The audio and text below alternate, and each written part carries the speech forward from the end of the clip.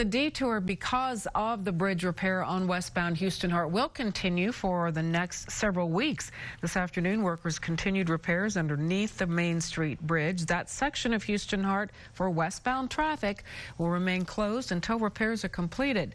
A truck with an oversized load struck the underside of that bridge more than a year ago. Drivers going west on Houston Harte will exit at Main Street onto the 7th Street access road to get around the closed section.